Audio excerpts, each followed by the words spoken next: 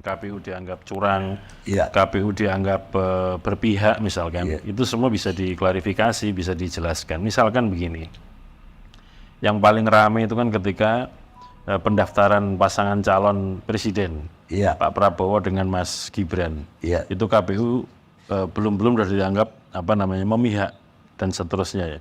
Padahal sebetulnya kami ini kan semata-mata hanya menjalankan putusan Mahkamah Konstitusi ya. Sekarang ini kan komplain-komplain soal perolehan suara yang ditayangkan di dalam Sirekap atau dipublikasikan dalam Sirekap, sistem informasi rekapitulasi hasil penghitungan suara yang disiapkan oleh KPU. Di dalam Sirekap ini tujuan utama kami adalah yang pertama publikasi hasil penghitungan suara di TPS. Yang dipublikasikan itu adalah foto, hasil unggah foto yang dibuat oleh teman-teman KPPS. Dan yang difoto itu adalah formulir C hasil yang ukurannya plano.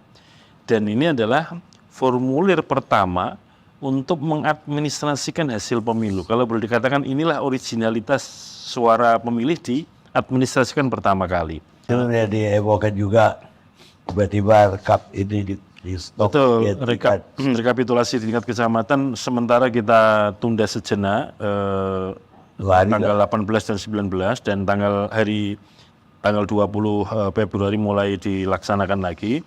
Itu kira-kira begini, karena di rekap di kecamatan itu hasil unggahan itu kan ditayangkan. Sebetulnya yang dihitung bukan yang ini, yang dihitung itu adalah formulir hasil penghitungan suara dari TPS yang ada di dalam kotak suara. Jadi kalau misalkan di sebuah kecamatan itu ada 10 desa dan 10 desa itu ada 10 TPS, berarti kan ada 100 TPS, 10 kali 10 ada 100. Maka teman-teman di kecamatan itu akan merekapitulasi 10 TPS, dibuka satu-satu. Misalkan desa A ada 10 TPS, buka kotaknya TPS 1, mulai dari Pilpres, DPR, DPD, DPRD provinsi dan kabupaten kota. Dibuka, kemudian hitungannya ditayangkan dan kemudian dicocokkan apakah yang Sirekap sudah sesuai atau tidak. Bukan sebaliknya ini rujukannya kepada Sirekap, enggak. Ini yang dijadikan dasar utama. Kalau kemudian unggahan Sirekap yang tidak benar, kemudian dikoreksi di proses rekapitulasi. Nah kalau hitungan atau unggah hasil hitung yang di Sirekap belum tepat dan kemudian ditayangkan di dalam rekapitulasi tingkat kecamatan kan jadi problem. Nah waktu itu dalam 2 hari memang kemudian sasaran kepada KPU itu kan jangan-jangan KPU manipulasi suara dulu nih baru ditayangkan. Ada juga kalau diinapkan 2 hari itu bisa dimanipulasi. Ya itu dimanipulasi. Jadi tuduhan-tuduhan itu saya kira berlebihan dan tidak benar Bang, karena unggahan foto formulir C hasil itu tayang terus. Dan itu bisa sekali lagi bisa disaksikan siapapun, bisa di-download siapapun, dan kemudian bisa dihitung sendiri. Pemirsa, itu cuplikan dari wawancara saya semalam. Lengkapnya ada di YouTube ILC hari ini. Dan untuk pertama saya akan minta pakar telematika yang juga mantan Menteri Pemuda Olahraga RI, Roy Suryo. Malam Pak Karni. Apa yang dilihat selama pemilu ini, apa benar ada kecurangan? Intinya gini Pak Karni, saya merasa sedih sekali. Kalau tadi dikatakan saya mencermati telematika, justru teknologi telekomunikasi, media dan informatika itu pada pemilu kali ini itu banyak sekali digunakan untuk berbuat hal yang tidak benar. Padahal teknologi itu sebenarnya bisa membantu kita. Salah satu contohnya saja Pak Karni, kalau saya terlihat bisa lancar bicara sekarang ini, itu sebenarnya bisa juga orang lain juga terlihat lancar karena dia pakai alat bantu Pak Karni. Itu pun sudah jelas. Pak Karni lihat saya kayaknya nggak pakai apa-apa kan? Padahal ada nih pakai ini. Nah, alatnya semacam ini Pak Karni. Dulu disembunyikan dalam jaket itu. Ada. Itu ketika ini untuk memberitahu kita, untuk feeding kita. Oh, feeding. Iya, untuk feeding. Pak Karni kan juga pakai kan feeding. Tapi kan kelihatan. Oh enggak ya? Oh, udah senior soalnya. Enggak suka saya. Tapi dulu pertama kali kan ada tuh siapa tuh pakai. Saya sebut dia pakai mic-nya 3. Wah, rame Ibu. Padahal ya memang gitu. Tapi kan Jadi dikatakan ada yang bisikin itu maksud Anda? ya analisisnya begitulah gitu ya. Sekarang juga. Nah, ini awal. Jadi awal dari dulu aja udah ada kayak gitu. Nah, kemudian tadi yang disebutkan Sirekap ya. Ini barang bukti ini. Ya.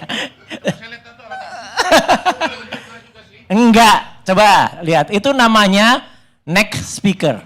Itu bisa dihubungkan dengan handphone sehingga kalau saya bicara nanti bisa dengar di situ tanpa ketahuan. Ya kayak di anu dulu, di lama nanti saya pairing dulu ya. Clear. Yang penting clear. Gitu ya. Nah, tadi bagus sekali Ketua KPU bilang soal teori itu Pak Karni, Sirekap itu. Memang teorinya begitu. Sirekap itu sebenarnya bukan hal yang baru Pak Karni. Sirekap itu sudah dipakai pada saat pilkada. Ya, pilkada 2 tahun yang lalu ya. Artinya dipakai dan memang waktu itu oke. Karena apa? Hanya ada gangguan yaitu soal sinyal. Nah sekarang masalahnya adalah tadi form yang kemudian hasil tadi yang tayang itu banyak sekali laporan. Saya tidak hanya bilang banyak, tapi banyak sekali laporan yang kemudian ketika di scan, dipindai, istilahnya pakai OCR, Optical Character Recognizer, dan OMR, Optical Mark Reader, angkanya itu bisa berubah Pak Karni. Jadi artinya tadinya mungkin kalau 1 jadi 7 atau 1 jadi 4 itu masih logis. Ini angkanya bisa tambah 10 kali, bisa tambah 100 kali. Makanya ada yang suara yang masuk 800. Iya, padahal kan sampel sebenarnya Pak Karni. 1 TPS itu maksimal misalnya 250 sampai 300. Kasih aja limit di situ. Lebih dari 300 dia cut. Selesai kan? Nggak akan hebohkan. Tapi kan enggak. Justru limitnya itu tidak dipasang. Sehingga banyak sekali yang kemudian lonjak. Memang saya secara objektif bilang itu tidak hanya terjadi pada paslon tertentu. Nomor 2. Ada juga yang nomor 1, ada juga nomor 3. Cuman mostly sebagian besar itu terjadi penambahan itu pada angka nomor 2. Dan ini tidak logis kalau secara teknis. Karena OCR atau OMR ini teknologi yang sudah dipakai puluhan tahun oleh kampus-kampus yang ada untuk seleksi mahasiswa baru ya. Itu sebenarnya kalau salah baca paling ya 1 jadi 7, 1 jadi 4. Nggak akan nambah ratusan, nggak akan nambah puluhan. Lah ini kok bisa nambah? Apalagi ratusan ribu. Nah makanya, maka Pak Karni saya dengan tegas juga mengatakan ini harus diaudit forensik. Jadi harus diaudit forensik sehingga apa? Sirekap itu bisa kemudian dipertanggungjawabkan kepada masyarakat. Kenapa? Uang anggaran yang dipakai untuk Sirekap kan uang rakyat Bang Karni. Jadi itu harus diaudit, itu yang pertama. Yang kedua, harus juga diperiksa kalau memang benar, dan ini saya yakin bukan hanya kalau memang, karena saya sudah buka juga Pak Karni, karena itu IP-nya 170.33.1355, ini posisi datanya, data itu diletakkan di cloud, dan data itu tidak hanya berada di Indonesia, tapi berada di Singapura. Ada di Allion Computing Co. Limited, itu merupakan cabang dari Alibaba.com. Jadi artinya ini melanggar juga undang-undang, melanggar PDP, melanggar Undang-Undang Perlindungan Data Privasi nomor 27 tahun 2022 kemarin. Data vital itu tidak boleh kalau tidak berada di dalam negeri. Dan ini pasti, maka kemarin ketika ada anggota KPU komisioner yang mengatakan saya jamin bahwa itu ada di Indonesia. Sudah deh, kita tanya deh semua pemirsa YouTube-nya sini. Yakinkah kita kalau data di cloud kita hanya ada di dalam negeri? Tidak Pak Karni. Data cloud itu adanya di mana-mana. Bahkan ada pakar lain yang mengatakan datanya ada di Prancis, ada di China. Tapi kalau yang saya periksa datanya adanya di Singapura. Jadi banyak Pak Karni hal-hal yang menurut saya memang harus diperiksa. Dan harus diaudit kenapa? Karena KPU itu adalah lembaga yang menggunakan anggaran rakyat.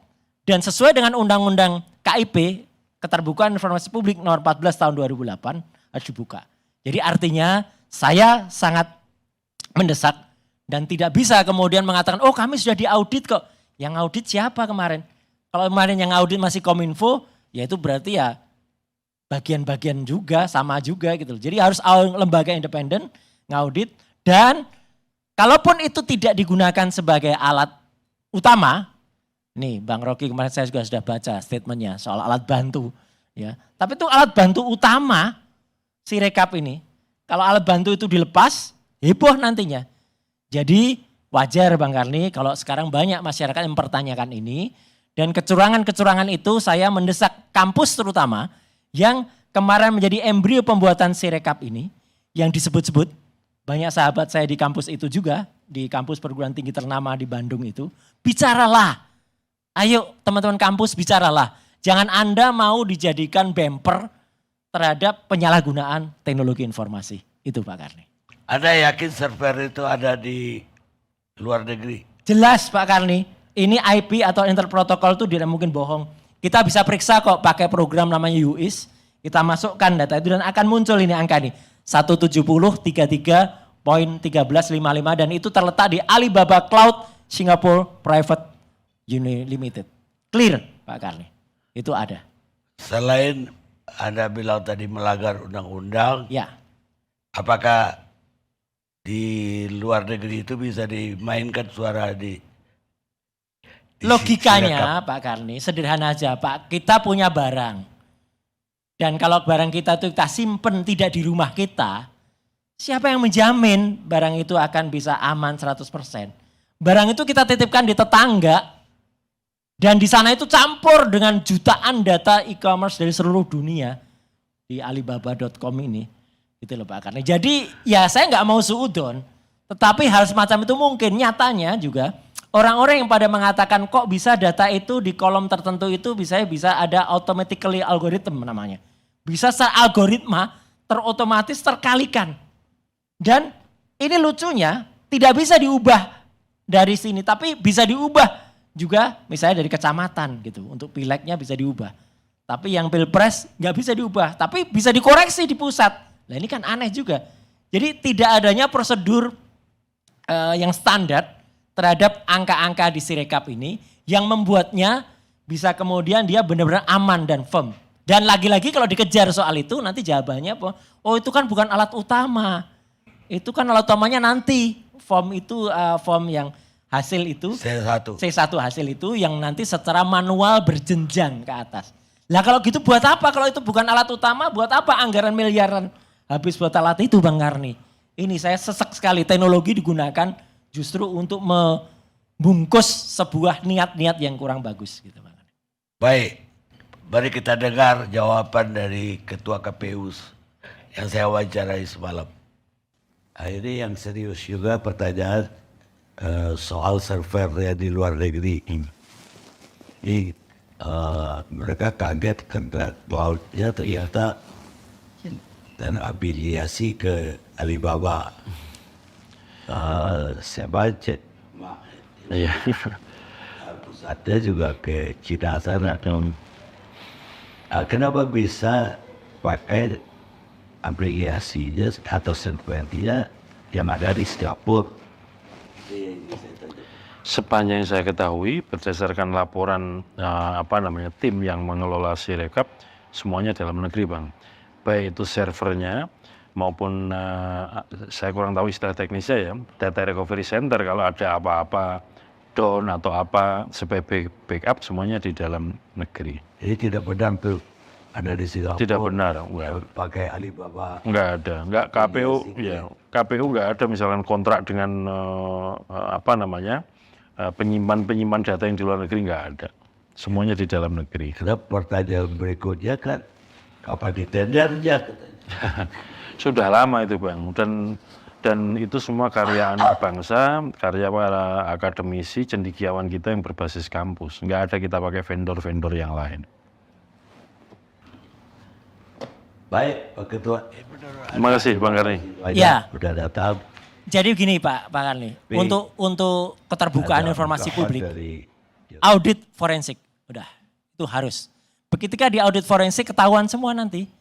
Kalau dia pernah terkoneksi dengan IP sekian dan itu ternyata ada di Singapura, udah batal demi hukum tadi statementnya, udah langsung bisa dikatakan tidak benar. Dan itu kan sepanjang pengetahuan Ketua KPU lah, mungkin pengetahuannya memang tidak panjang.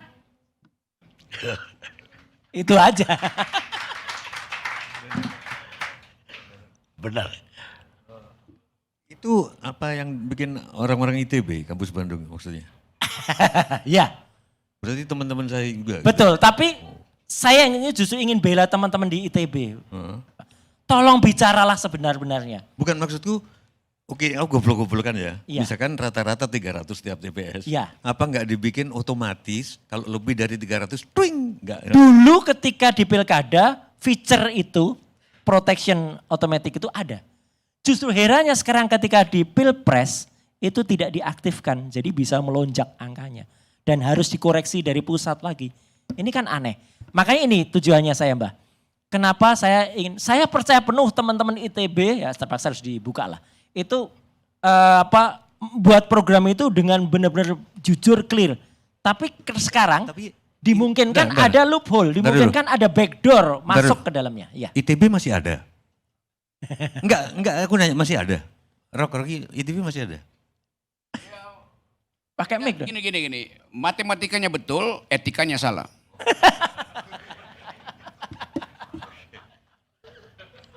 Mungkin saja dia takut bicara Bang. Karena jadi salah satu pejabat direktorat gitu aja. Itu yang punya, yang bikin sistem ini gitu.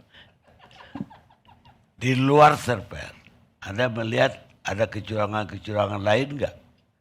Sebagai Itu tadi, jadi ada, karena ada backdoor yang dibuka, dimungkinkan ada program yang disusupkan ke dalamnya, sehingga bisa kemudian digunakan untuk karena logika akal sehatnya Bang Karni dan juga semua pemirsa ALC, kalau kesalahan OCR atau OMR itu pasti kalau ada kotor dia pasti akan nambah ya 1 jadi 7, 1 jadi 4. Nggak akan nambah kolomnya jadi 0, jadi 74 jadi 740.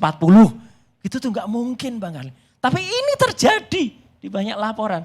Kok bisa ada penambahan-penambahan desimal itu. Padahal kan itu aneh dan itu harus dikoreksi. Coba kalau nggak ketahuan, kalau nggak dikoreksi. Ya bablas angkanya. Itu yang terjadi. Tapi pertanyaan saya begini, itu kan bisa di-recheck kepada C1 tadi. Setuju. Artinya kalaupun itu ngawur atau error Ya.